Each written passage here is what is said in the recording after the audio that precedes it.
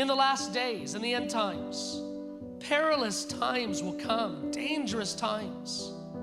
For men will be lovers of themselves.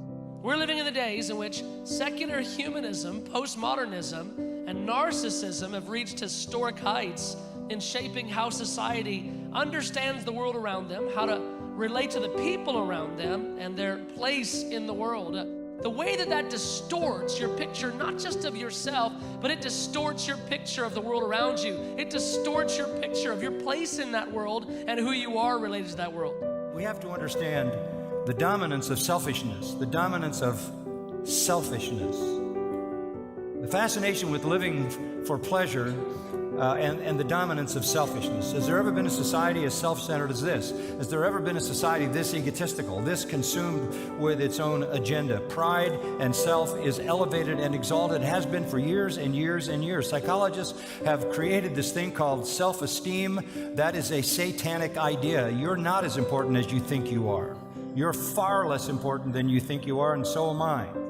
Apart from God, powerless men lust for power. That's what we long for. We long for power to escape our situation. We long for power to change the things about ourselves that we don't like. We long for power to convince others to like us. We long for power to keep others liking us. Think about the way in which money is power, influence is power, fame is power.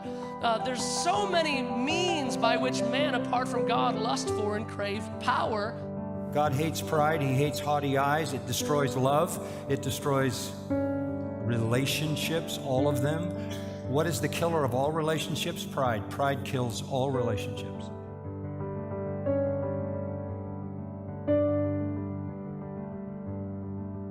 The narcissism, the absolute self-consumed, emboldened empowerment to define reality and truth however I see fit, to make myself the God of my own world. And if I want to, I don't have to even be a guy. If I want to, I can decide I'm a girl. Well, God made you a guy. No. I made me a girl. We have a total society consumed with people chasing their own personal exaltation and elevation.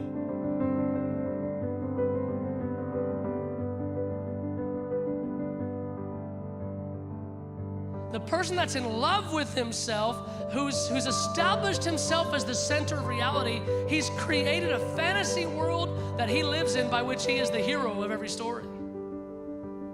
He's the main character in every story. He's a boaster in the sense that it's an empty pretending. It's a fantasy world that he lives in which he is great. And it flows right into the next phrase that Paul uses. It just says proud in your Bible, but what it means is the exaltation of self over the others around you.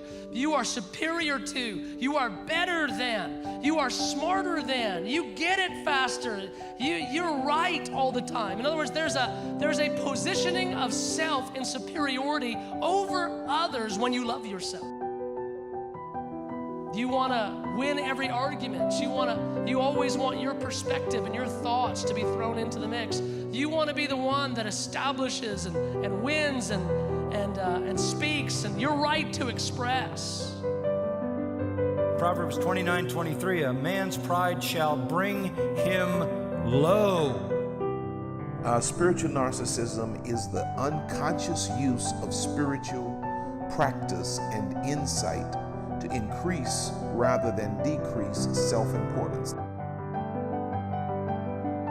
And though I have the gift of prophecy and understand all mysteries and all knowledge, and though I have all faith so that I could remove mountains and have not love, I am nothing. And though I bestow all my goods to feed the poor, and though I give my body to be burned and have not love, it profits me nothing. Love is the central theme of anything that is godly.